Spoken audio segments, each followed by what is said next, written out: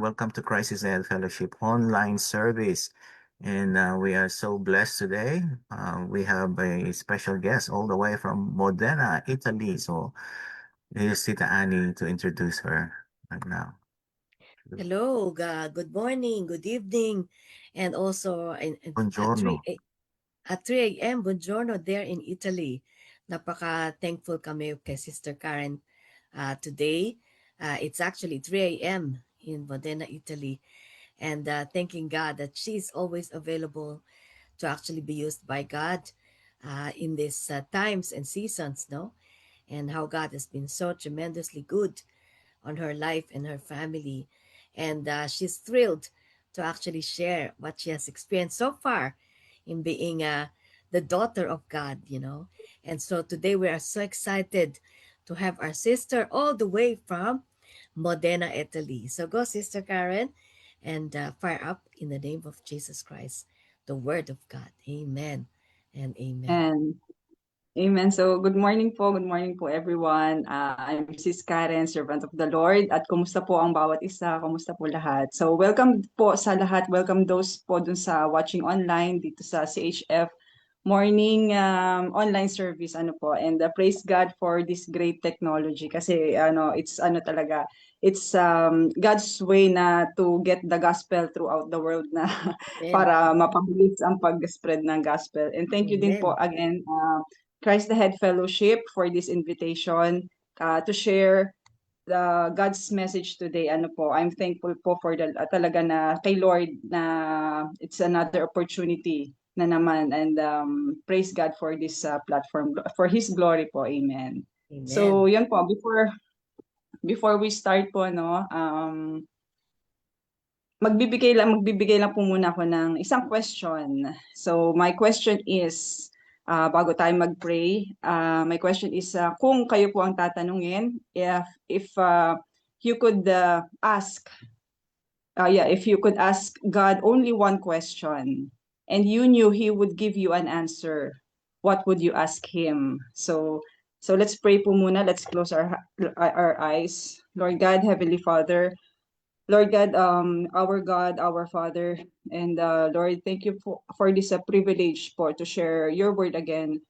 It's only by your grace na ginagamit mo ako to give your message. Sorry, Lord, if it took me time po to respond. Lord, with a humble heart, I admit that I am not worthy, but you said, Lord, that there's none righteous, no, not one, Lord, and Lord, that there's no condemnation for those who are in you. Thank you, Lord, for all the things na sa ginagawa mo sa buhay namin. And you said, Lord, that all things work together for good for those who love you and called according to your purpose and for your glory, for your kingdom. And Lord, I pray by the power of your Holy Spirit, help us, Lord, to gain greater perspective as we look at the difficult subject of suffering. Despite all the sufferings, Lord, in the world, there are heartaches in this world, no? You are still on the throne, and we just cling to you as our Father, our author and finisher of our faith, Lord. We put our trust in you and confidence in you, Lord. This we pray in Jesus' and mighty name. Amen. Amen. I'm just going to record this. God bless. Amen. God bless. Amen.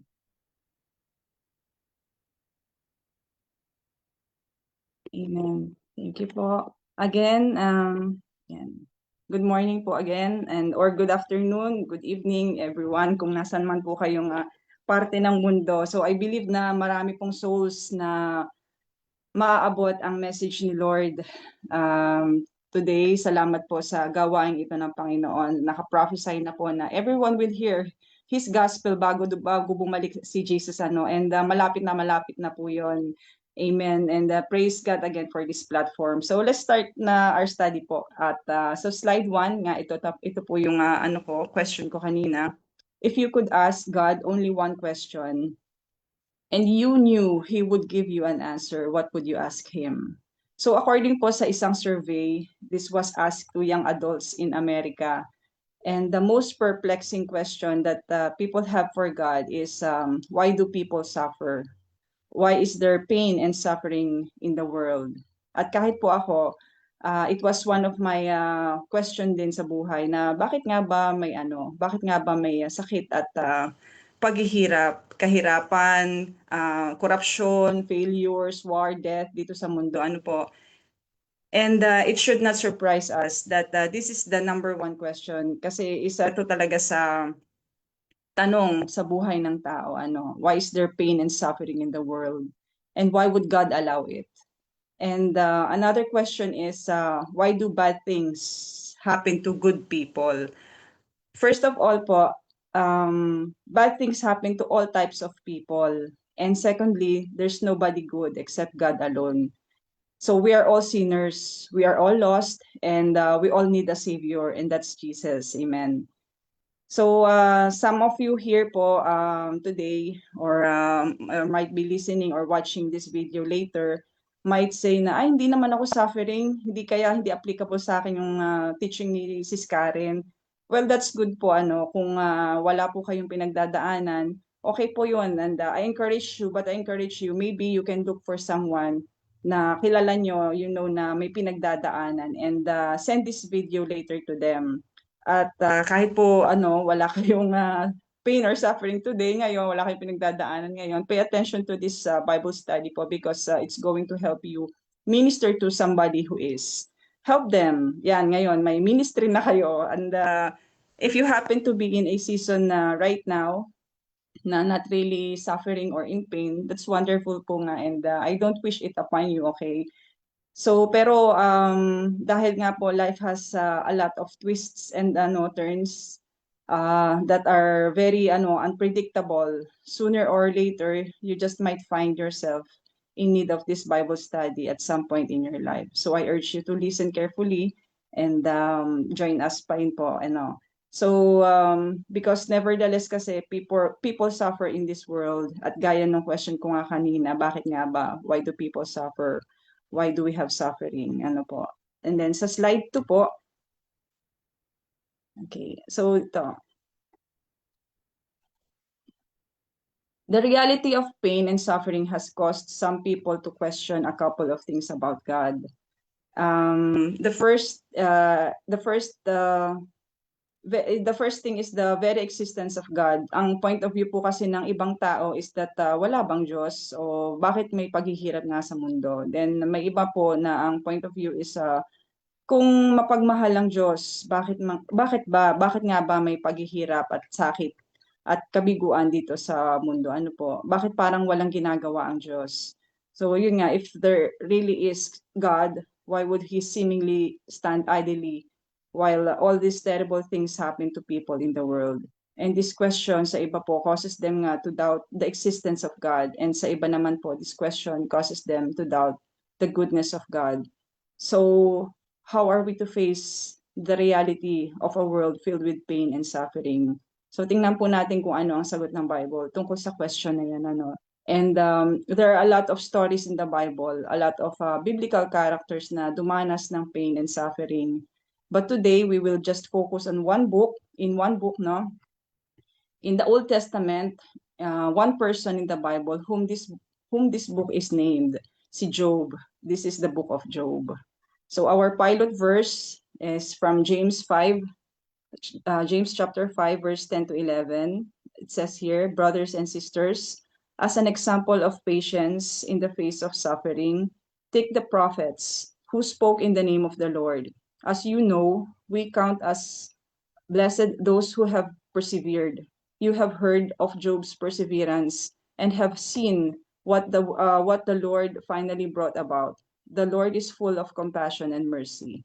Amen. So yun po, suffering is a real part of life. Many people will experience trials and difficulties to one degree or another in the course of lifetime. So lahat tayo nakakaranas po nito. At paano nga po ba natin hinaharap o haharapin ang realidad na itong mundong ating ginagalawan ay yun nga, puno ng sakit, paghihirap, kabiguan, sakit at kamatayan. At ito nga po ang topic natin for today sa today's study. It's about the slide 3 po, the proper perspective on suffering. And the book of Job, ang buhay ni Job, will help us understand more about the right perspective on suffering in a biblical view. So sa mga matatagal na po sa Christian faith, probably alam na alam nyo na po itong kwentong ito. And for some na hindi pa familiar, praise the Lord because God is so gracious kasi mapapag-aralan po natin ito today and we'll see some vantage points that addresses the question of suffering. Amen. So sa slide 4, just to give you a historical background, this is a very interesting and dynamic book po. Sa time period po nito, it is considered the oldest book of the Bible because of the time in which it was written. Though the book of Genesis goes back further in terms of the topic of creation and the flood, Moses was the one who inspired by God to write the first 5 books of the Bible, the Genesis, Exodus, Leviticus, Numbers, and Deuteronomy. And Moses lived about 1450 BC, but it is believed that Job lived 2000 BC. So whether he wrote this or not, we don't know. The writer is unknown, but it is considered to be the oldest book of the Bible. So, and there are nothing Jewish na na-mention dito sa kwentong po ito. And there's no reference according to the kumbaga walang Israelita, no Israelites. Job is not Hebrew, he's not Jewish. So there's no mention of the law, the covenant, the commandments, no mention of the temple, priests, or the patriarchs, si Abraham, Isaac, and Jacob. Ano po? There are, but no, may reference. There is a reference to the flood in Job chapter 22, verse 16. So Job probably lived just after the flood, but before Abraham, because all things Jewish started with Abraham and his seed. So ito po dito po may illustration ako dito para po mas madali nating maintindihan yung timeline ng human history sa Bible. It presents in 3 2,000-year sections. So from Adam to Abraham is roughly 2,000 years. So from Abraham to Jesus is roughly 2,000 years. And then from Jesus to us today is roughly 2,000 years. So malapit na talagang dumating ang si Lord. Nakaka-excite po. And so Job more likely lived during that first 2,000-year period. And the story takes place in the land of Uz, which was more likely located in the northern Arabia, somewhere east of the Dead Sea. God is known and revealed throughout the book of Job. Job is a worshiper of God, and God even speaks in the book of Job. God is ever present throughout this book po. And sa slide 5, in chapter 1, it describes the character and integrity of Job. Sa opening chapter po, mababasa din po natin dito about his personal life. His name in Hebrew is pronounced as Eov, meaning persecuted one. And Job will live up to his name because this man is going to go through some incredible suffering and trials and difficulties and discouragement that is almost unimaginable talaga. Grabe po yung pinagdaanan ng taong to. So habang pinag-aaralan ko nga din po to, I realized na ang bigat pala ng topic na to. It has 42 chapters and sabi ko parang kailangan ng 3 to 4 presentations or teachings, kaya bibilisan ko na lang po. So let me just frame the context of our study. We will eventually just read some chapters and talagang sinulat ko na lang sa aking outline po. And so the book of Job describes the very painful and tragic yet resilient life of Job. He has suffered some really and unimaginable things, with the death of his 10 children, the loss of everything materially, and even his personal health has been affected as well. So dahil nga po may advantage tayo na malaman yung buong story kung ano nangyari kasi nagbabasa tayo ng Bible. So hopefully nagbabasa po kayo ng Bible. I encourage you to read the Bible po. It is essential po yan. Talagang essential ang pagbabasa ng Bible. Sabi po sa Bible dito, sa Book of Job, is that Satan has asked God's permission to test Job. And Satan has accused Job, basically saying that the only reason why Job is an upright and righteous man is because God has blessed him. Ang sabi ni Satan, If you remove your hand of blessing to him, he will turn his back on you. He will curse you. Let me have him, sabi ni parang ganyan paraphrasing na, let me try to break him. So yung ganun yung kaya ka lang naman sinasamba ni Job dahil sa blessing na natatanggap niya. And because God knows differently about Job, dahil God is all-knowing, as an all-knowing God, no? Mas kilala ni God si Job. And Satan hanggang accusations lang naman. So God agrees to allow Satan to test and bring trials and tribulations into Job's life. God knows that ultimately Job will pass the tests, and amen. Because he is an omniscient God nga po. And for us, no, this story will serve us as an example for us na to persevere and to trust God. At kahit sa tindi po ng nangyari sa kanya, Job did not sin by getting angry with God, and he did not accuse God. Job had questions, mababasa po natin later, and that's normal. It's a normal thing po. Why are these things happening? But he doesn't get angry with God. He doesn't blame God. Instead, he perseveres through it. So dito po sa first part, no, Satan is revealed here. And anong naging role ni Satan sa suffering ni Job? And we can also see biblical perspective kung ano ang part din ni Satan, if any, sa suffering natin. What does Satan play in our suffering? So sa slide 6 po, dito po, basahin ko na lang po kasi hindi ko na yata nilagay lahat. Ito po yung first chapter. In the land of Uz, there lived a man whose name was Job. This man was blameless and upright. He feared God and shunned evil.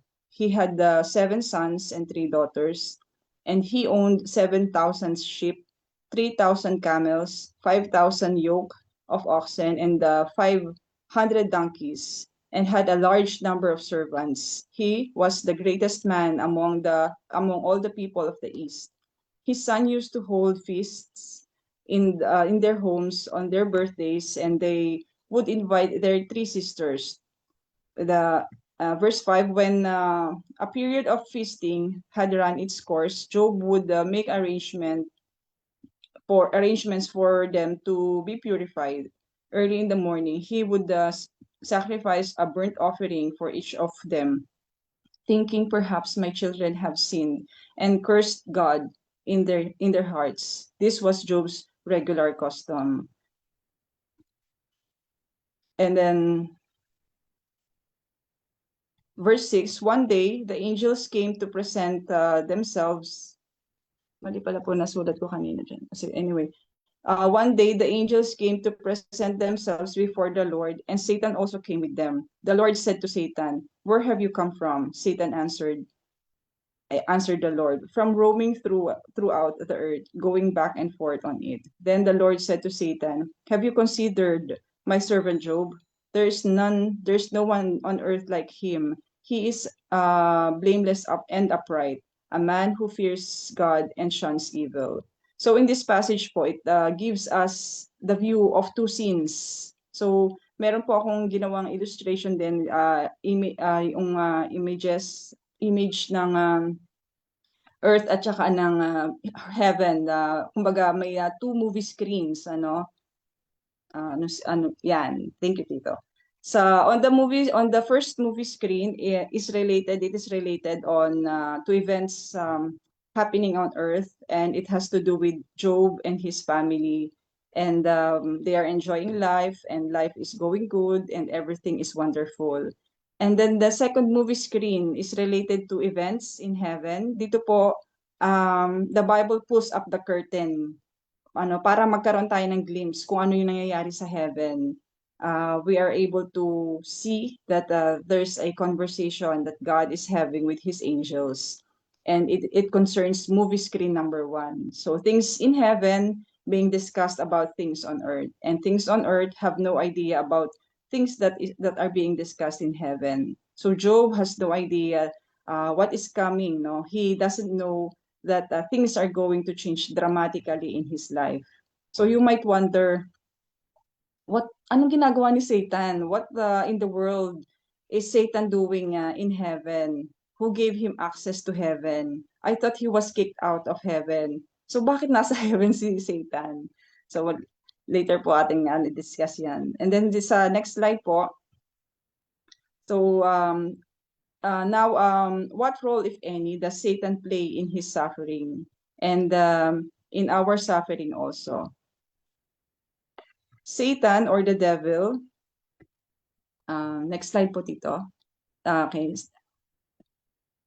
Satan or the devil or the accuser was originally created as a guardian cherub.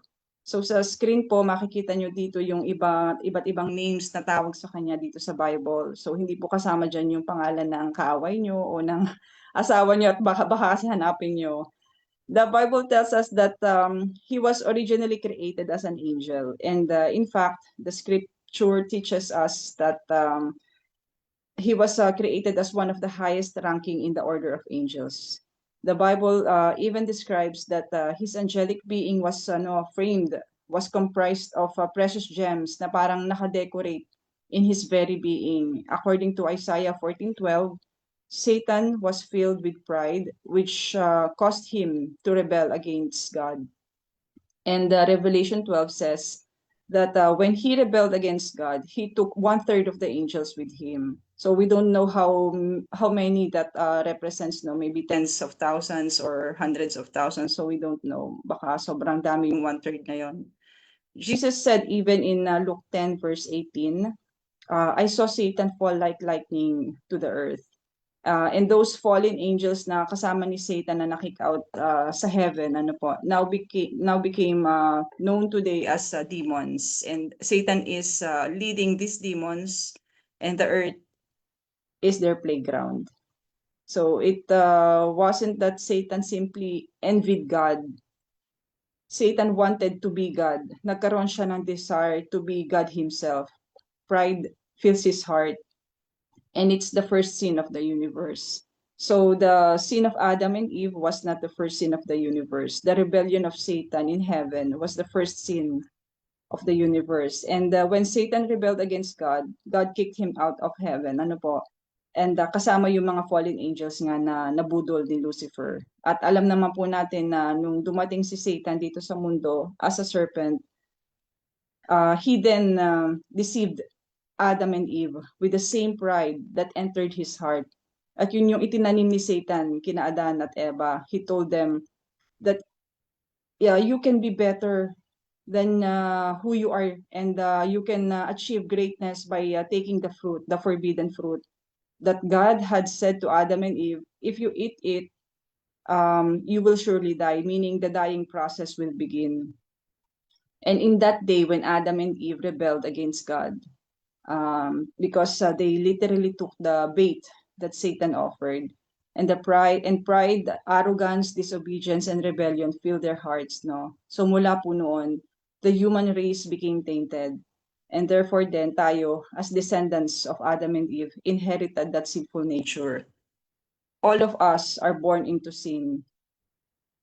We all have that wicked heart pagkapanganak pa lang natin, because of the initial rebellion na nagumpisa from our forefathers. Kaya we all fall short, no, sa glory ng Panginoon, for the glory of God.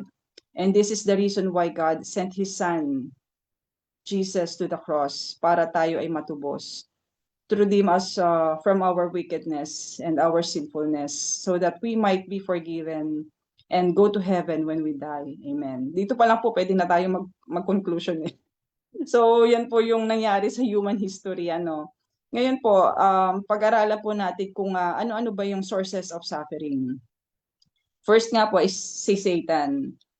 Nakita po natin now then when Satan was expelled from heaven and earth becomes his playground, that what he's doing is he tries to destroy every single one of us. He hates us and he doesn't want any good for us.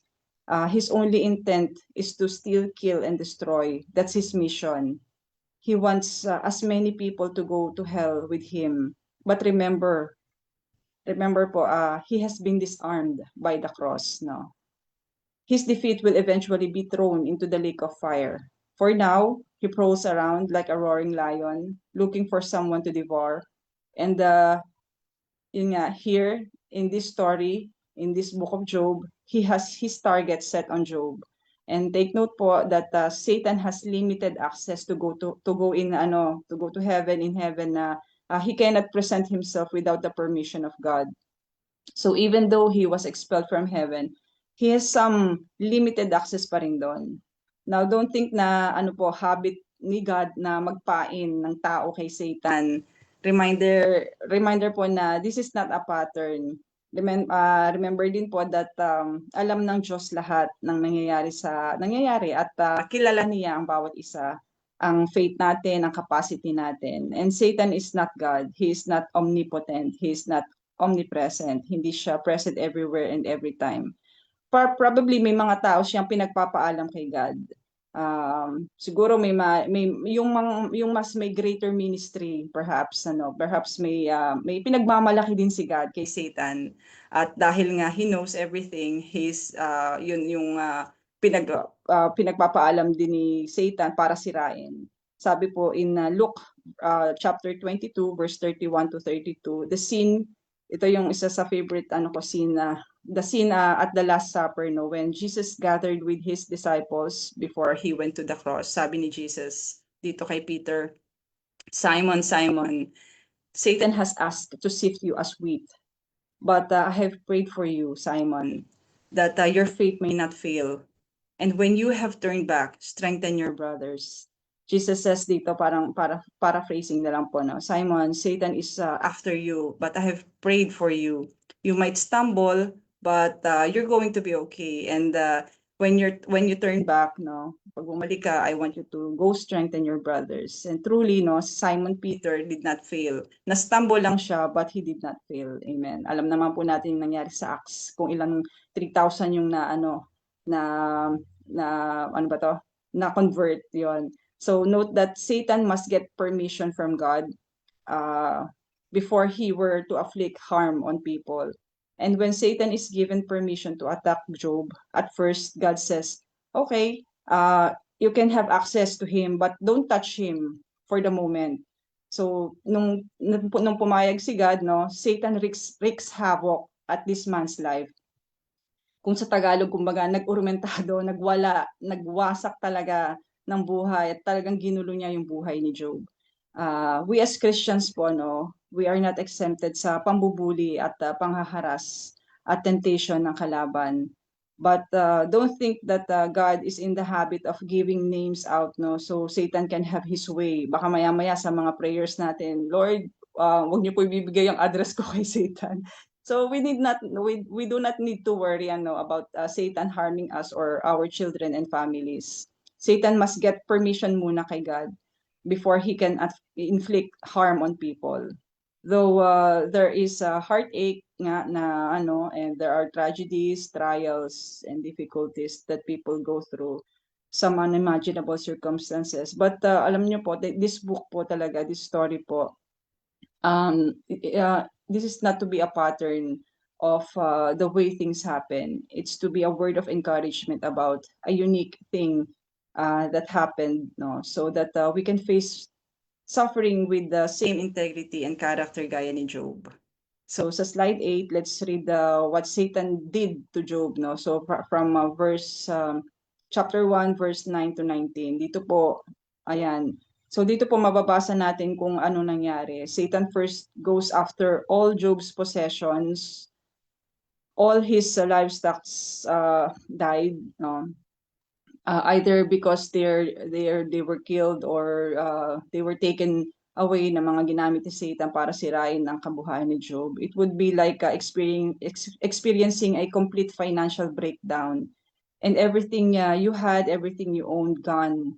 His servants were killed also, so all of his employees gone. May natira yung mga nag-report sa kanya ng mga nangyari, but his business is completely collapsed, and worse than that, the home that his 10 children were having dinner, the place collapsed, and 10 of his children died. So very tragic po. Here, Satan became the source of Job's suffering. And then sa slide 9, another source of suffering is that because we live in a fallen world. Number 2, our fallen world. So if Satan is not directly responsible for your suffering, then he surely is indirectly responsible for it. Okay, next slide po dito. Because the Bible said in 1 John 5, verse 19, it says, we know that we are children of God and that the whole world is under the control of the evil one. So when God kicks Satan out of heaven, nagkaroon siya ng dominion dito sa mundo. After Adam hand over his dominion on earth, kasi basically po we had that dominion before. Naalala ko yung sa Seconomai class ni Tita Ani, na pag-aralan natin to. And though limited lang din po yung powers ni Satan and his demons, but it is still under his dominion. And Satan will do what he can to do to break, and he will do what he can to torment and tempt us, although although his freedom is limited nga, he still is at work. And when mankind sinned and the human race became tainted, we now live in a world that is stained by sin. It is corrupted with evil. Obvious naman po, di ba? Sa mga news na lang, yung mga latest headlines, nakakalungkot po, nakakapanlumo talaga that our world is getting wicked na and evil and corrupt, no? It is the result of the fall of man and the influence of sin in humanity in our world. So kaya nga po, some of these things that have happened in this world may not be our fault. It's just the result of living in a fallen world. And some of you need to hear this because some of you have unnecessarily carried out yung guilt na some kind of minsan po naisip natin na yung mga nangyayaring masama sa atin, na nangyayaring pangit is maybe that is God is punishing you or is somehow your fault. So mga kapatid, is I just want you to know sometimes it's just tragically because we live in a fallen world. Kaya diseases are results diseases are result of fallen world, and death is result of a fallen world. Heartache, murder, rape, and betrayal, and lying, and all of this stuff. Some of you have been unnecessarily torturing yourselves dahil iniisip nyo that God is actually punishing you, na kaya yun ang reason why you're suffering, na kaya yun ang reason why that divorce happened, thinking that the reason why your child died, and that's the reason why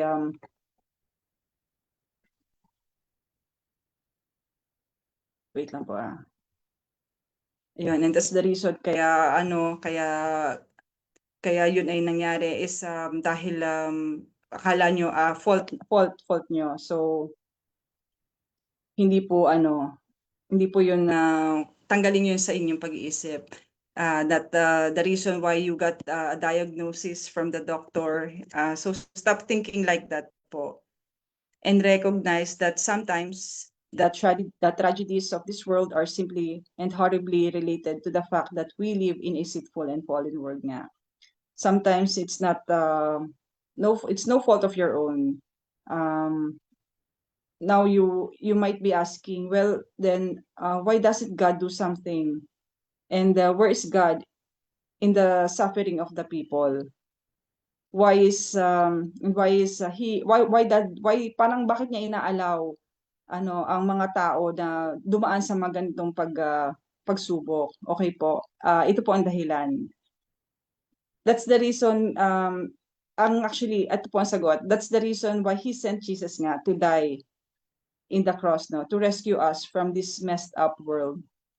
So that if we'll trust him and put our faith and hope in him, then we will be rescued eventually from this world and spend eternity with him. Amen. God sees and God knows and God cares, okay? So sometimes the things that happen in our lives are not our fault. It's not the punishment of God. It's just because we live in a sinful and fallen world. And third po, the third source of suffering is because of our sinful choices. Sometimes the source of suffering is, it can be because of our own sinful choices. Sabi po sa Galatians 6:7, do not be deceived, God cannot be mocked. A man reaps what he sows.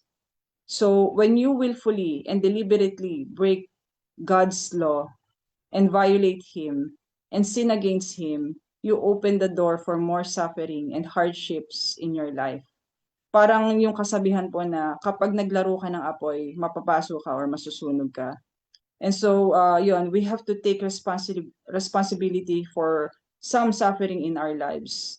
So dito po sa mga sources of suffering na si Satan, fallen world, our sinful choices, two of the three we have no control over. First, si Satan. If he, again, this is not a pattern po, but if Satan were to get my name and permission from God, I have no control over that. But number two, that yun nga, we live in a fallen world. So bad things will happen to people overall. Ano po? Okay, and it's just because we live in a fallen world, hindi natin din ito kontrolado. But we do have control over number three, our choices. And this should motivate us po to holy living. Because if I realize that two out of the three causes for suffering sa buhay ko, sa buhay natin, and may not even be our fault nga and without our control, we can at least avoid extra suffering by not choosing to sin, di ba? Walking away from impurity and walk in holiness before God so that I don't invite additional hardship in my own life just by virtue. We need to be a people of purity and holiness. And the good news is on number three, may good news po dito sa number 3, no, that if you realize you're in a mess right now and it's the direct result of your sinful choice, confess that sin to God, ask Him to forgive you, get your life right with God now, and God will forgive you because He is faithful and just to forgive us for our sin and from all unrighteousness. But we need to also understand po that sometimes even after we are forgiven, there are unexpected consequences or ramifications, the outcome that follows from our decisions and actions. May ripple effect po ang sinful choices natin. Hindi po agad-agad mawawala ang mga consequences. All the mess may not necessarily go immediately away, but God, in His grace, will forgive us. And He is the God of new beginnings and second chances. Amen. So if number 3 is the reason for whatever mess you might be in ngayon, right now, no, start a place of prayer and ask God to forgive you. Magugulat na lang po kayo sa transforming power of the Lord Jesus Christ, no, sa mangyayaring changes sa buhay nyo. If you truly repent and turn away from sin. Because number 1, with Satan, we must resist the devil and he will flee. Number 2, in a fallen world, we cannot be molded or shaped in the image of this fallen world. We have we have to persevere and endure. But number 3, we can confess our sin to God, and we can ask Him for guidance and wisdom for our choices, so that we don't invite additional hardships in our lives. Amen. And then now here are some of the things to learn from the book of Job and about his affliction, his pain and suffering. So 2 things I think Job would say to us and give us the right perspective in suffering para harapin yung mga adversity sa buhay natin. Sa slide number 10 po, yan. The first thing that I think that he would say is we need to limit our isolation. I think Job would say to us that if you're going through something hard And if you're suffering in your life, limit your isolation. Because in chapter 2 of Job, dito po, he allowed his friends into his life.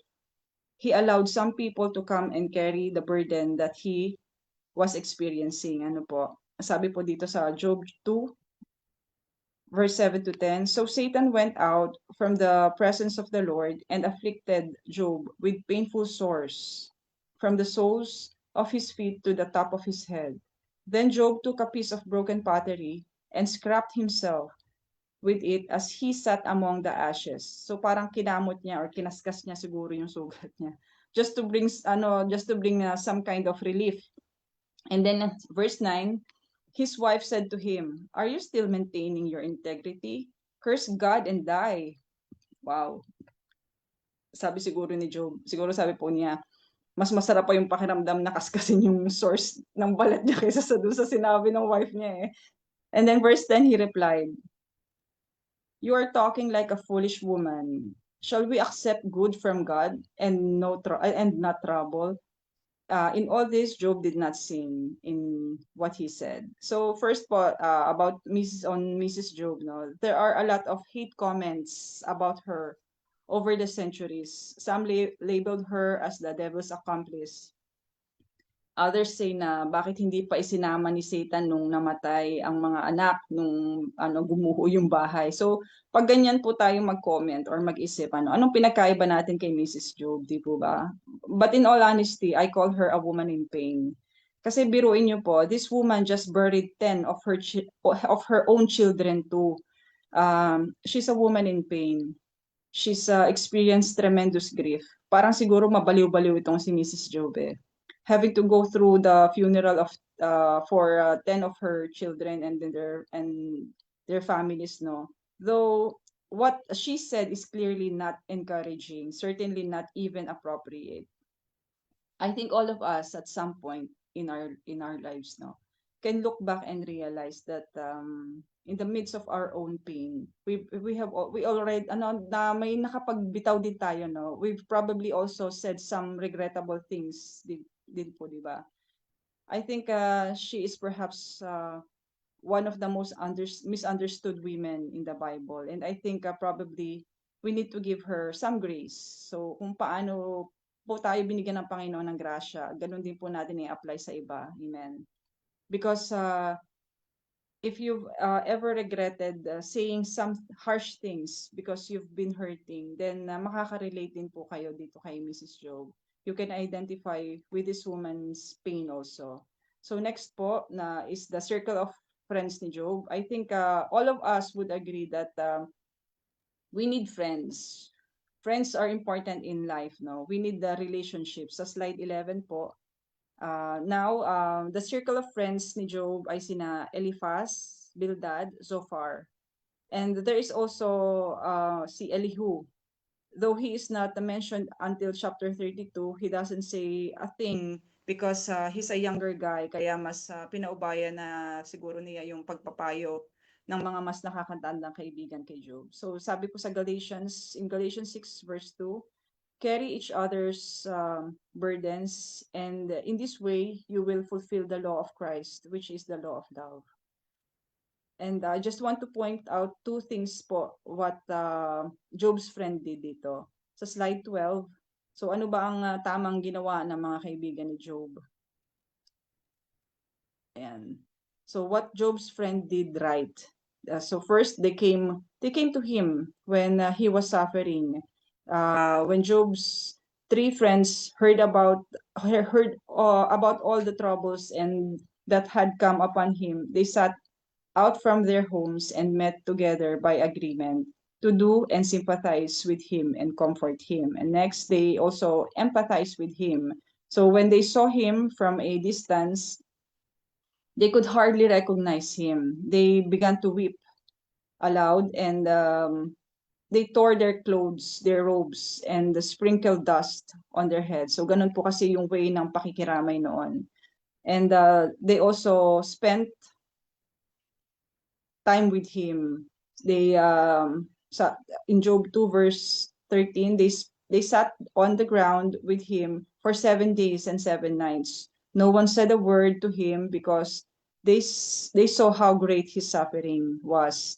Ang mga Jewish po ngayon, ang mga Hudyo po, may ano po, may narinig, may dun sa isang Bible study na ina-attendan ko, may taga-Israel po doon, and meron silang ginagawa doon, yung kanya do amo, may ginagawang practice, ano po, which is ito nga na ano ko din, it's called, yung practice na ginagawa nila, tinatawag na Shiva, which means that a person comes to stay with a family member or a friend who has lost a loved one. And during the 7-day period of mourning or pagluluksa, that person remains silent. Yon. So ang tawag po na doon sa anong yun is a sitting Shiva.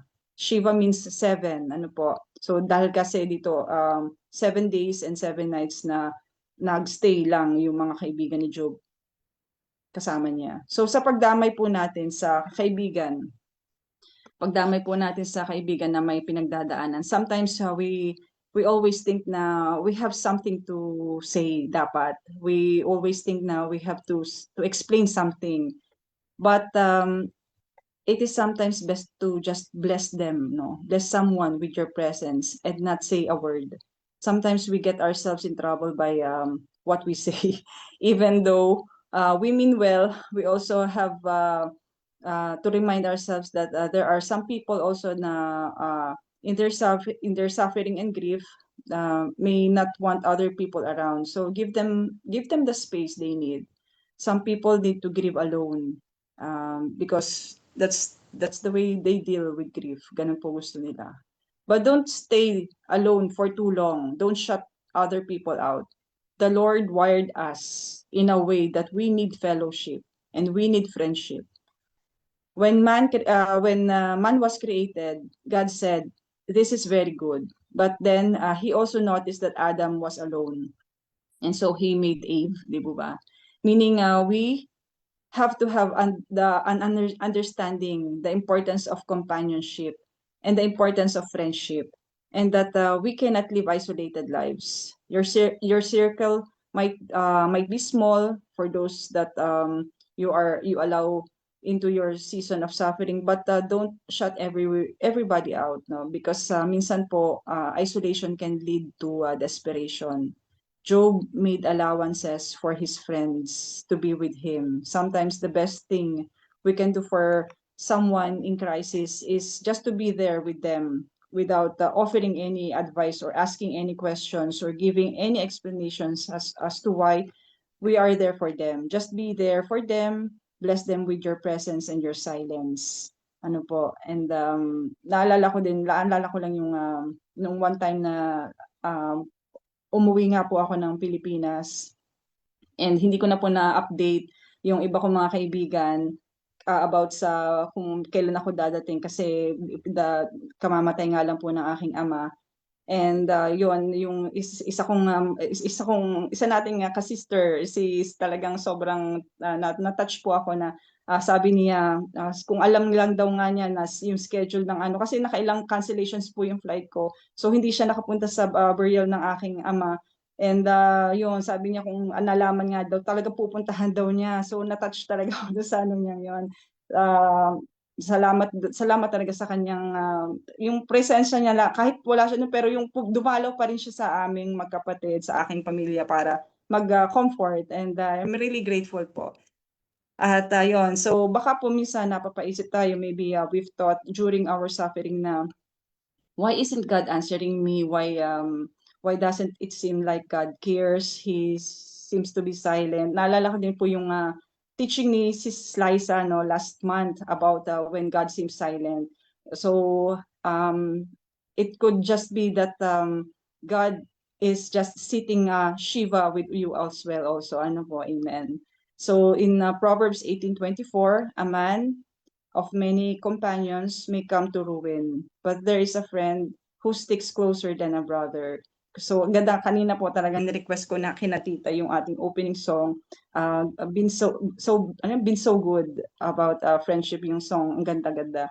So now, the other thing that Job's circle of friends did is that they did also something wrong. Sa slide 13 po, what Job's friend did wrong. Some people, when speaking about matters, that are beyond their understanding. Oftentimes say things about God that are misleading and completely inaccurate.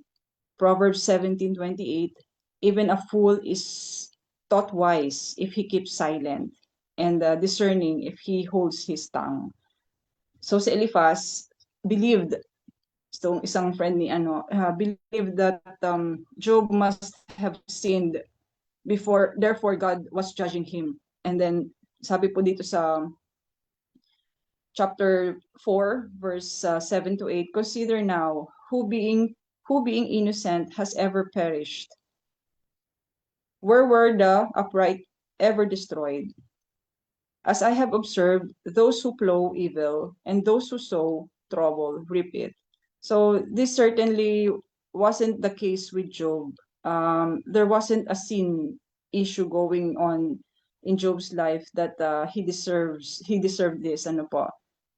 It's never appropriate for us to assume that someone's suffering is the direct result of sinful choices. So huwag pong assuming. And then yung next friend, si Bildad believed Job's children must have sinned. Therefore, God was judging them. And dito it stated that Job chapter 8 verse 3 to 4, does God pervert justice? Does the Almighty pervert what is right?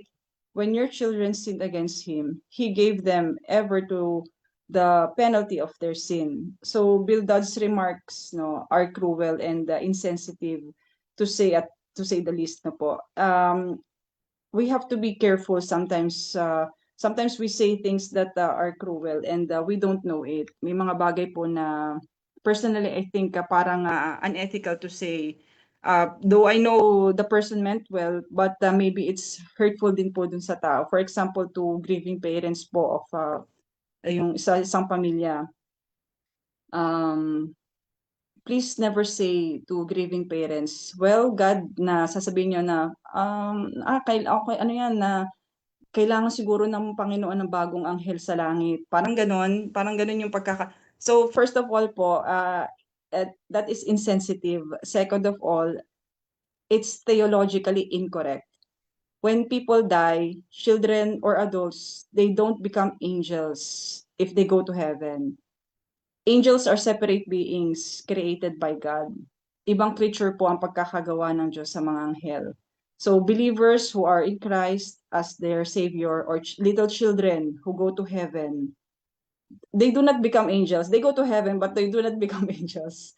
Also, don't say like there's a reason for everything. Don't say that well, it must have been God's will.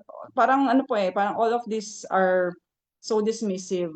Kasi magkakaiba po kasi yung degree ng mga pinagdadaanan ng tao. Iba po yung lalim ng mga relationship and situations. So next friend of Job is Zophar. Zophar believed Job deserved even more suffering, but God was just being merciful.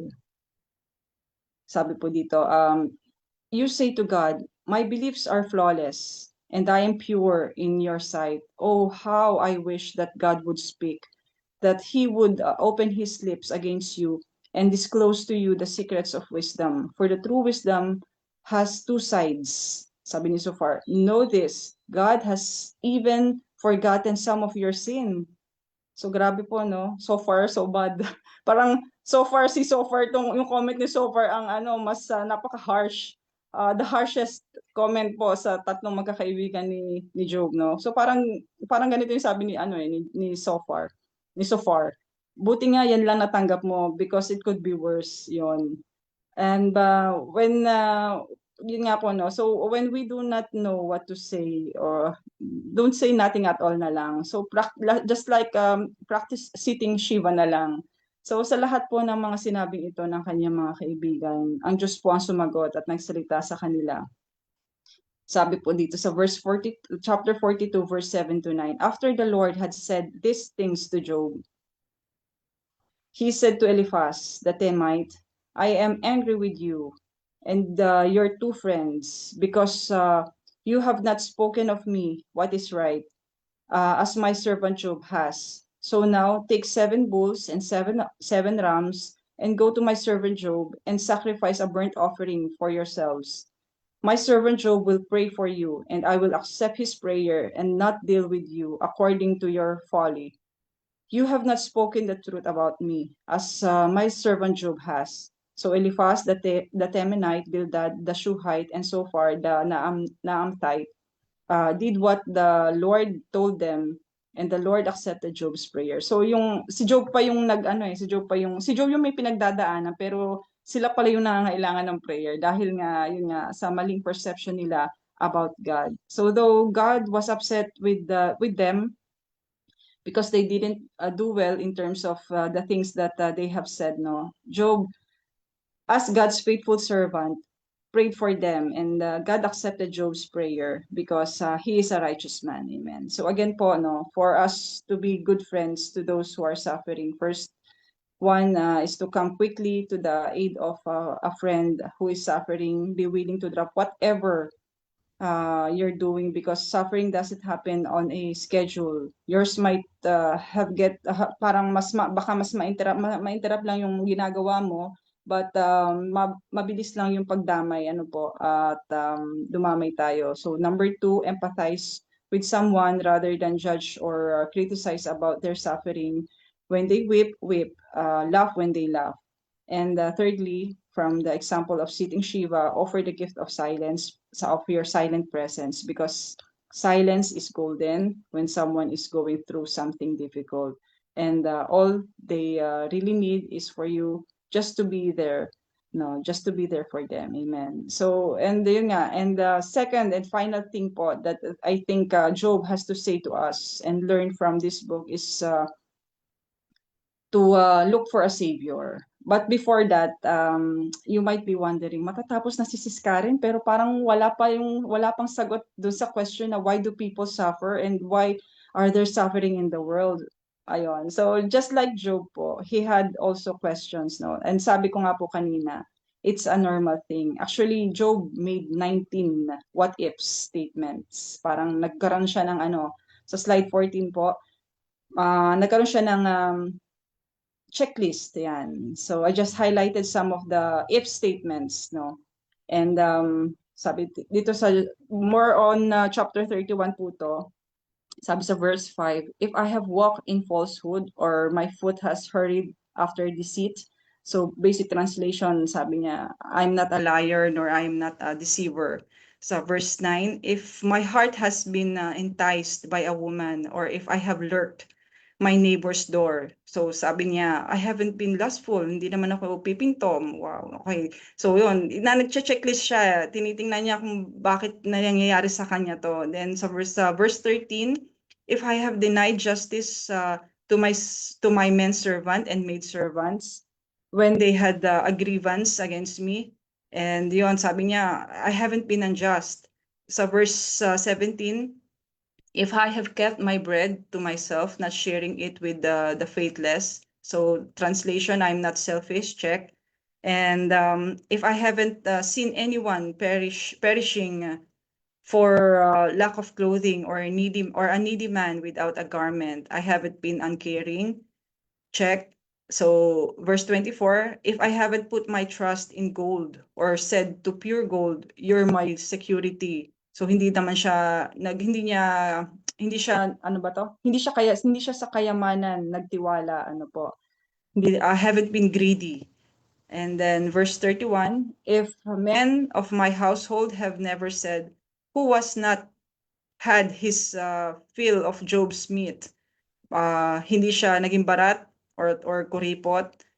And if I have concealed my sin as men do by hiding my guilt in my heart. So basic translation, I don't have any confessed sin in my heart. And this list goes on. In other words, he starts to examine his life, and he states his case. He says, so why is this happening to me? Why am I going through this? And then sa slide 15 po, sabi dito sa verse 35, oh that I had someone to hear me, I sign now my defense. Let the Almighty answer me. And the Almighty definitely answered Job's question for a hearing. So let's go to chapter 38. the book of Job, God will, doon po sa chapter 38, no, God will answer him in a big way.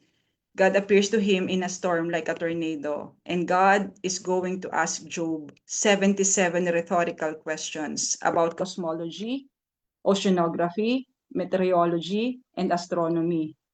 He's going to see how smart Job is or not, and this is going to be what ends up, parang kumbaga ito po yung the most comprehensive survey of creation in all of the Bible. Ano po, hindi ko na po babasahin lahat, but I encourage you dun sa anong yon, part na yon, but I encourage you to read it during your personal devotion kay Lord, the whole book of Job.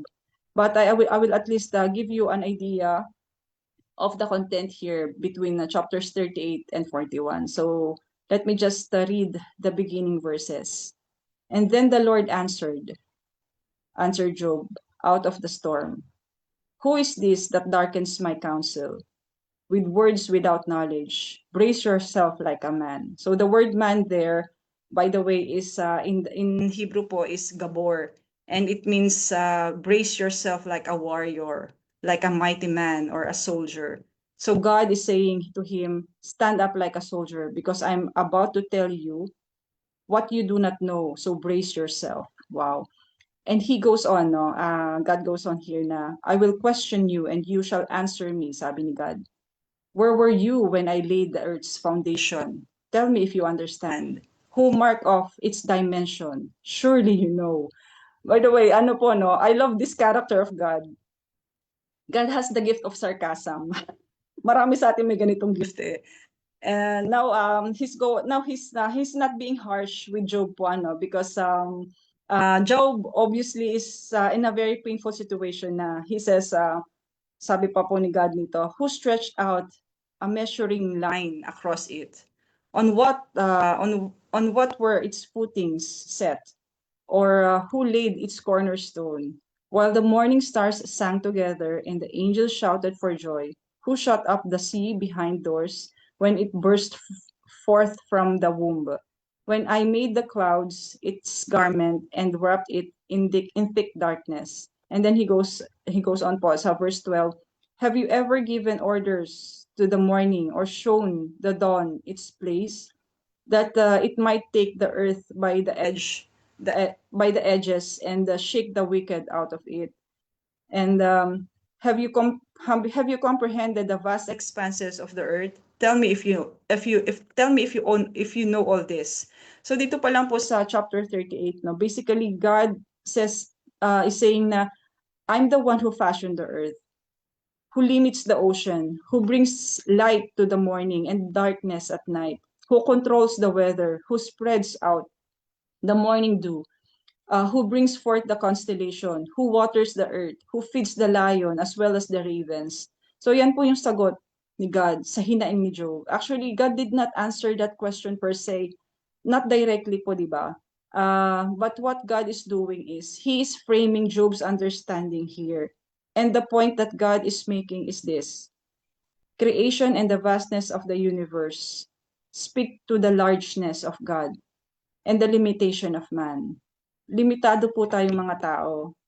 And some things are simply too great to fathom. In other words, our finite minds lack the ability to always understand what God is up to, or why He is allowing kung ano yung mga nangyayari, ano po.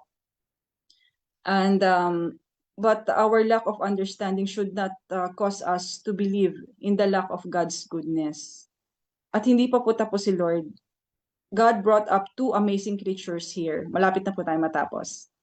Though hindi pa tapos si Lord. Sa slide 16 po, the behemoth.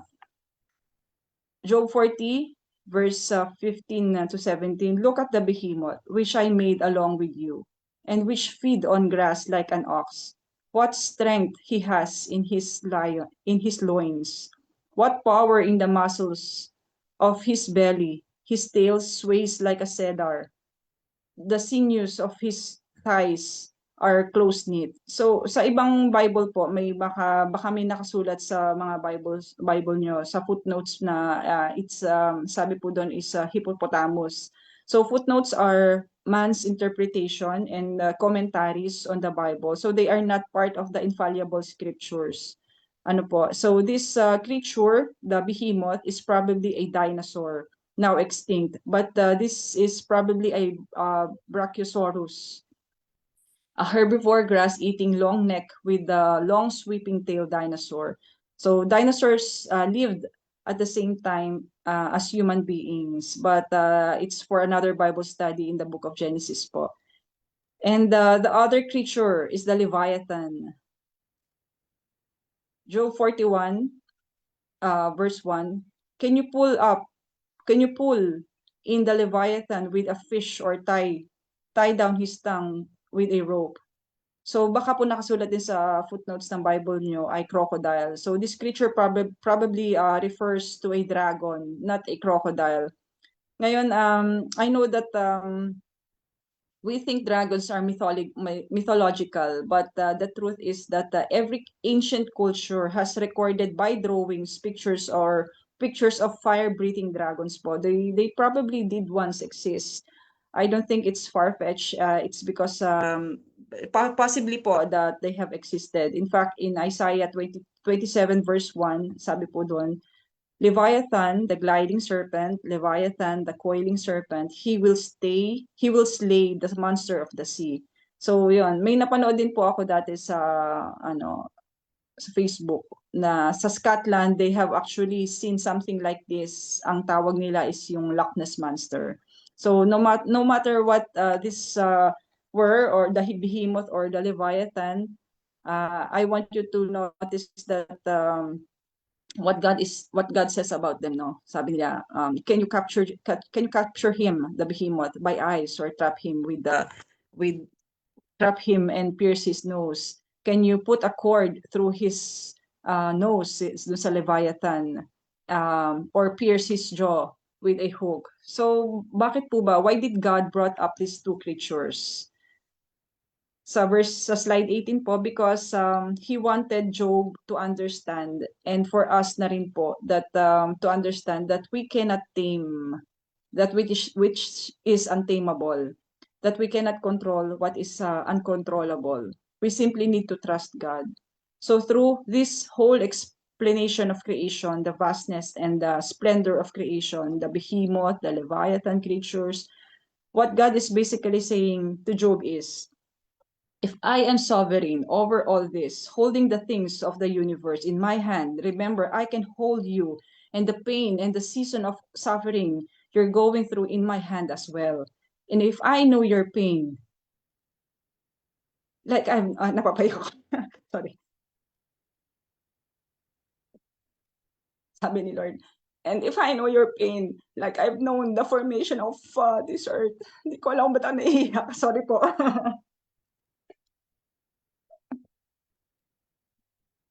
Sabi po ni Lord dito. And if I know your pain, like I've known the formation of this earth because I created it. And if I see your pain, like I see the stars, and I have named one by one and flung into the outer space, then please know that I am not absent. I am not silent. I am with you. Sorry po. Nabasa ko na po ito ilang beses, pero hindi ko alam ba't ako napaiyak ngayon. So dito po, many people torture themselves wanting to know why for things that are outside of their control or beyond their understanding. And the truth is that oftentimes po, there are no answers, no? But we just have to trust and rest in God. Accidents happen, tragic things occur, no? And some things are just not understandable. Some things will remain a mystery, and we just have to accept that some things are just not within our control. And Job rests in that. Sabi po niya, I spoke of the things I didn't understand. Some things are just too complex for me to know. And he rests in that. He accepted that. Amen. And last thing nga po that we see about Job's counsel on suffering is that we need to look for a savior in our suffering. We should look for a savior. Slide 19 po. So as I have said earlier, this is the oldest book of the Bible, in the Bible, the book of Job. So mas nauna po siyang nabuhay kaysa sa kina Abraham, kina Isaac at kina Jacob. Job is at least 2,000 years before Christ is even revealed on earth, and yet there are three different times where Job looks for a savior in this story. Sa slide 19 po. Yeah, slide 19 na pala, sorry. So there are three passages throughout the book of Job.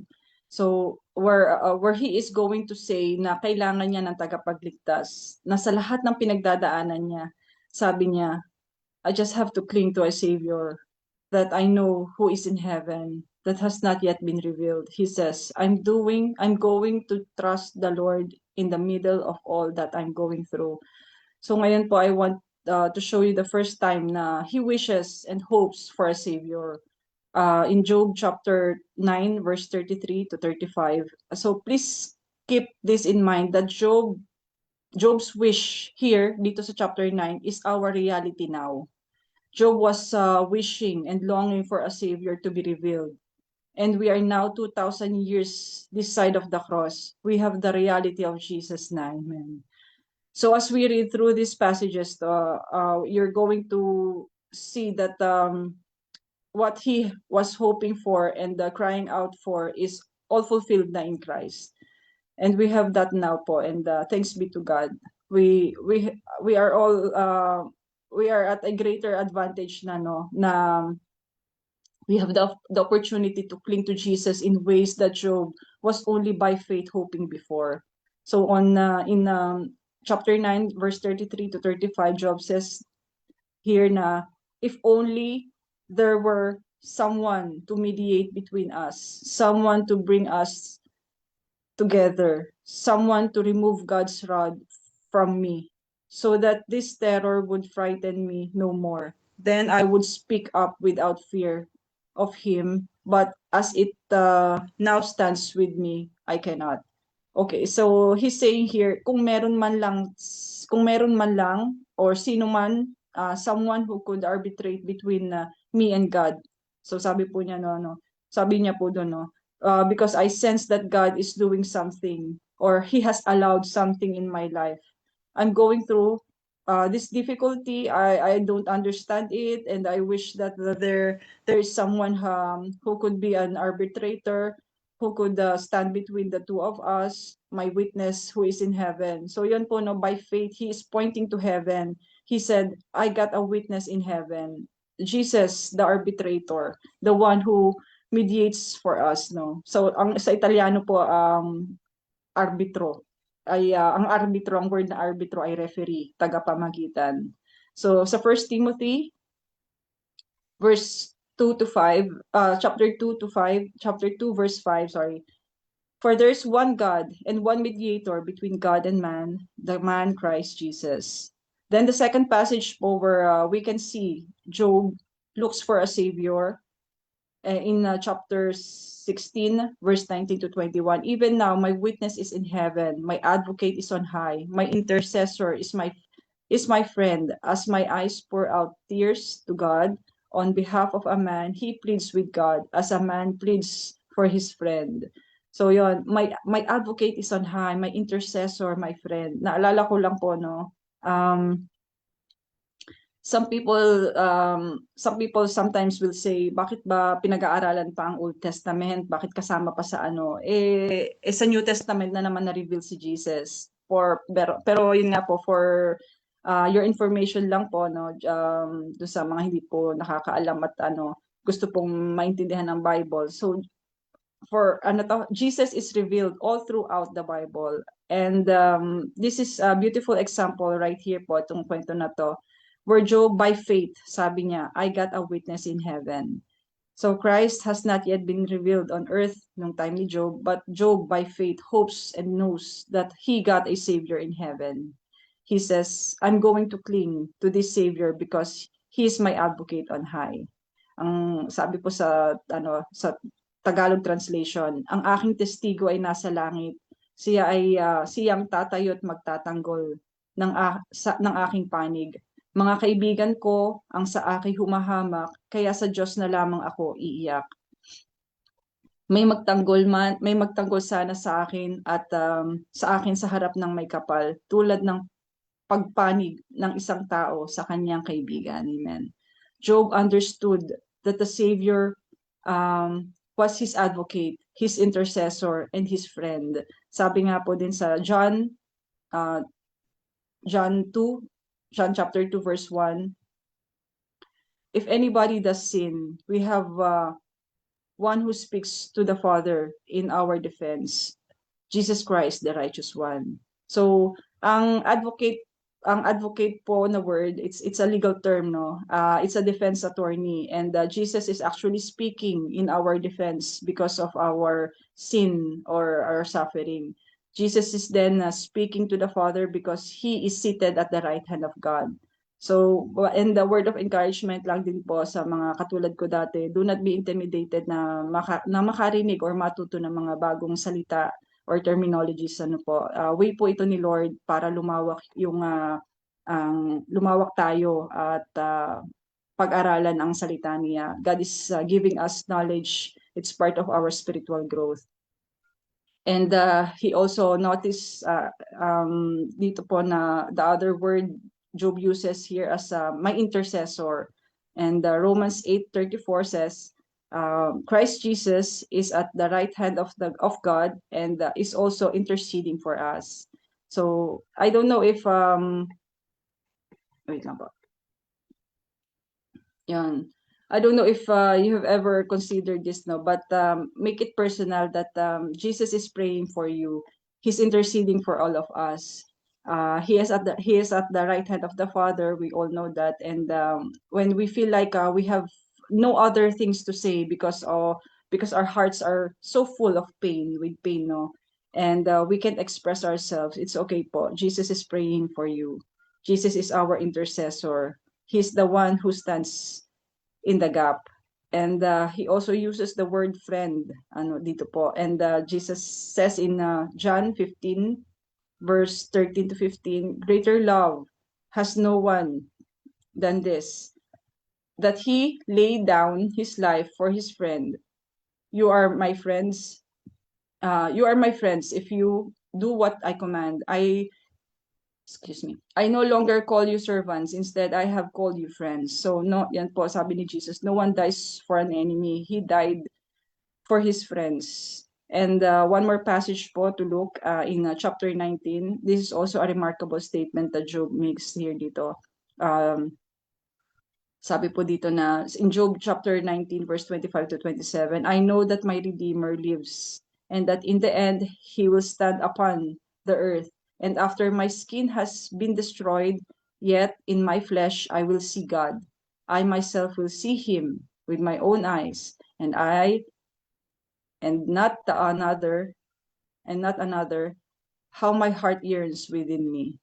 So it's a wonderful statement of faith pa rin po. Again, this is 2,000 years before the cross, but he's even looking beyond that, no? Saying, I know one day that Redeemer is going to come. He's going to stand on the earth. He's going to rule and reign from the earth. And though my skin will perish, meaning yung physical death po yung mangyayari, yung sinasabi niya dito, we're going to die physically, but he also by faith says, I'm going to get a glorified body because I'm going to see God and I'm going to stand in his presence one day. Amen. So Jesus is also our Redeemer. He's all these things for us. Ano po? Ultimately, God took our pain and our suffering and placed it on Jesus, who died on the cross, so that we might have a relationship with the one who can help us in our time of suffering. In Isaiah 53, Isaiah wrote prophetically about Jesus the Messiah. Kasi po, if there's someone who can know all this, who can know all our pain and suffering, wala pong iba kundi si Jesus yon. Sa Isaiah 53 verse 3 to 5, he was despised and rejected by men, a man of sorrow and familiar with suffering. Surely he took up our infirmities and carried our sorrows. But he was pierced for our transgressions, he was crushed for our iniquities, and punishment and that brought us peace was upon him. And by his wounds, by his stripes, we are healed. So Jesus himself understood sorrow and suffering, and he understands yours too. So whenever po when you don't know what to make of your suffering, look to the only one who can comfort you through it. And for my conclusion po, but before I close din po this study in prayer, gusto ko lang din po idagdag na itong epilogue sa last chapter ni Job as our conclusion na nga lang din po. Sa slide 20, basahin ko po. Job 42, verse 10 to 17. After Job had prayed for his friends, and the Lord restored his fortunes and gave him twice as much as he had before. Sorry. All his brothers and sisters and everyone who had known him before came and ate with him in his house. They comforted and consoled him over all this trouble the Lord had brought on him, and each one gave him a piece of silver and gold ring. So yon, gifts are always comforting. Verse 12, the Lord blessed the latter part of Job's life more than the former part. He had 14,000 sheep, 6,000 camels, and 1,000 yoke of oxen, and 1,000 donkeys. And he also had 7 sons and 3 daughters. The first daughter he named Jemima, the second Keziah, and the third Karen Hapuch. Nowhere in all the land were there found women as beautiful as Job's daughters, and their father granted them an inheritance along with their brothers. After this, Job lived 140 years. He saw his children and their children, and to the fourth generation. And Job died an old man and full of years. Amen. So God, ito po, no? God restored everything to Job. God gave him back 10 children for the 10 that he lost. And God gave him double his possessions. And he had also lost before, and he restored his physical health as well.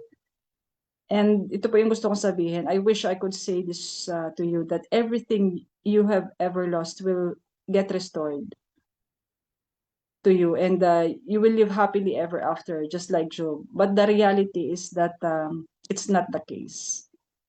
Here's the reason why. Because our suffering is different from Job's. God restored everything to Job because God is the one who allowed everything to be taken when God allowed Satan to torment and test him. So it's by God's permission. Granted that all that Job had, including his children, would be taken, so that again Job could serve as this incredible example to all of us who will suffer after him. So what God did in effect was to replace what he had allowed to be taken sa buhay ni Job. Now, when it comes to our suffering, however, it is an example but not a pattern po, this story. This is a story not to be drawn as a continual pattern. And this is not the way God operates. In other words, God is not obligated to restore in your life what he has not taken. He didn't take your marriage. He didn't take your child. He didn't take your possessions or your business or your loved ones. A fallen world did. We now suffer the ramification. Ito yung consequences na natatanggap natin of living a sinful, polluted, and corrupted world. It is because of man's original rebellion against God. Now, this world is full of death and disease and heartaches and failures, trials and tribulations, and all kinds of sad and messy things. It's the reason why Jesus even said in John 16:33, "In this world you will have trouble, but take heart, I have overcome the world." Because he wants us to remember that as messy as this world is, this is not yet heaven. God has prepared a place for us, and He's going to come again and take us home to that wonderful place. Ito po yung promise ng Panginoon. In my Father's house, there are many rooms, many mansions. If it were not so, I would have not told you. I am going there to prepare a place for you. Diba? Ang sarap, sarap mong i-ano to, i-keep itong promise na to. And in the meantime, no, for the meantime, He's going to give us the grace and to persevere through difficulties. That's why even more we need to seek. We need to seek the Lord, our God, Jesus, our Savior. Amen. Amen po. So let's pray po. Let's Father God, Lord, we come before you thankful that we can call you our Father. Lord, we thank you for the lesson about Job's life, recognizing that some things in this world simply don't make sense. And there are many things we don't understand because of our limited views and our limited perspective, Lord. And so, Lord, as you are creator, as you are designer, you are our savior, our healer, the one who will deliver us and help us, Lord. We look to you, we turn to you, Lord, and we pray for your help always. Lord, we thank you, Lord, and we know, Lord, that you are on the throne. You are Emmanuel. You are always with us. You know our suffering. And even when life doesn't make sense, Lord, we put our trust and our hope in you. And we thank you that you are faithful to us. You are our rock and our redeemer. I pray that God will minister your grace, Lord, and you minister your grace to us, Lord, and your peace to those who are going through difficulties of their own. That you would show yourself strong to their lives. That you would carry them when they feel like they can't take another step. Lord, help them, Lord. Have mercy on them. And you would show you are faithful to us, Lord, always. Thank you, Lord, for always giving us strength. Thank you, Lord, for the perseverance, for enduring for everything, Lord. Thank you, Lord, for your word, for your encouragement. Thank you for your everlasting love. We pray, Lord, guide us always, protect us. This we pray, this we ask for our prayer, Lord. In Jesus' name, amen. Amen po. Amen. Praise the Lord. Yeah. So Amen, thank you so Sister much. Karen. Thank you for your message today, and thank you for sharing to us the life of Job. When it comes to suffering, we're all reminded that our Lord is truly faithful, and our Father God is always in control for everything that happens to us. No, tawag ko nga dun sa mga trials, sometimes it's called unexpected tragedies. Sometimes it's unexplainable why we go through some incidents in life that are not welcome, and yet God allowed them because God has purpose and plan for all those sufferings that we have God allowed for us. But I'm thanking God for the last verse, the two last verse of Job 48, and I saw there, that it says there that Job actually lived in the full years of his life. Job lived as an old man and full of years. And I also saw there that he has seen his life as well as to the fourth generation.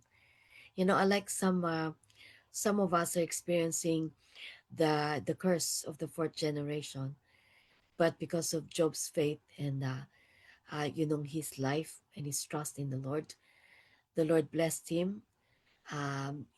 During this time of sufferings, and yet he has seen the fullness of the life and successful prosperity ng isang Christian na may takot sa Panginoon, no?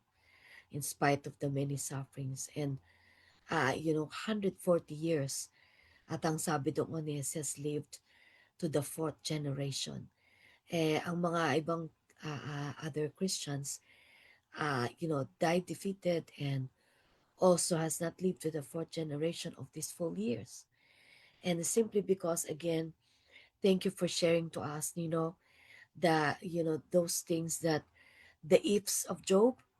It is so important that we really have to seek God in all of our circumstances in life because God somehow has a message. But somehow in our experiences are also silent. God is silent. But in those things, as have mentioned, and in the book of Job, that God actually have said, all the things that He has done and all the things that He's in control, that He has all the right to allow things to happen and for a reason. And the reason and purpose for Job is God wants to actually double and produce more blessings in his life. So sometimes we think that all the sufferings that is almost endless and it keeps on happening. Napakatagal naman ito, Lord, paulit-ulit na lang. We never realize really that God is just testing us and somehow God is just parang iniipon ni Lord yung blessing na yon na in the right time and in the right character, in the right moment of our trust and faith in Him, He then outpours it one time, one day. Ang sabi nga na Ecclesiastes, everything is made beautiful in His time. So God knows that, going through suffering is His allowances and it is in His sovereign will. Hindi dahil siya ay merong favorites, hindi dahil siya ay sadista na kada lang may kasalanan ka, papaluin ka. But it always has a message. It is always has a purpose. Sometimes He reveals it, sometimes He doesn't. But in all those things, like Job, again, it's a beautiful, wonderful example of a life that his faith and his trust never wavered. And he has really established himself in God no matter what. Even in the midst of those friends, closest friends, who simply just make a different kind of diagnose of what he is suffering. And yet God really took a hold of his life and even in his faith, no, hindi siya nagbago sa Lord. And it's really a beautiful story of how our life at this time with so many sufferings surrounding us and we ourselves are also experiencing. And in fact, sometimes we can always ask God, kailan mo matatapos to, Lord? Diba? Ang sakit-sakit na, ba't hanggang ngayon di pa naaalis? Yet those questions are not overlooked by God. God knows the timing, the purpose of what all things are happening in our lives. Just as much Job understood it, all of us are really being worked out by the Lord. And the thing that God is looking at us is continue to trust, continue to be faithful, and know that our loving Father knows what's best for all of us as His children. He never wavered in terms of His faithfulness, mercy, and love. Amen. So thank you so much, Sister Karen, for the beautiful message today. And we're so blessed. I hope that all of you listeners and also our watchers online, our supporters, thank you so much. And I know that you're blessed. I pray that you will share this message because a lot of Christians are questioning about sufferings. Why? To the point that because there's no one who is right by their side to simply speak to them the truth about what God is wanting to give a certain suffering Christians, they opted sometimes to actually end their lives. You see, I've seen heard so many Christians in their time of grief, they never get answers.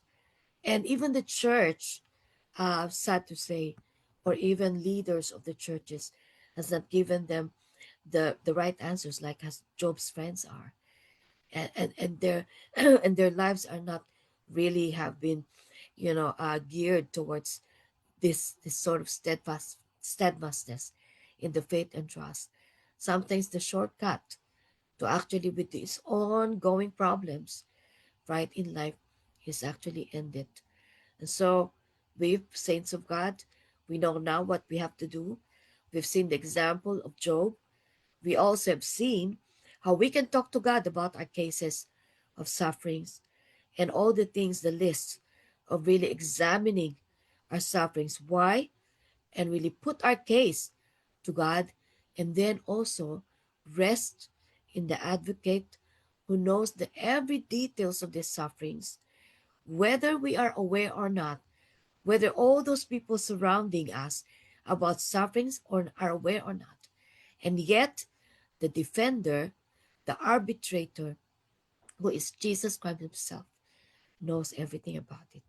And I know it's a wonderful thing when we just have to trust this advocate, because he is our defense forever, you know, and also a defense most of all against Satan, our enemy of the souls, who is already defeated by the merits of his wonderful accomplishment on the cross.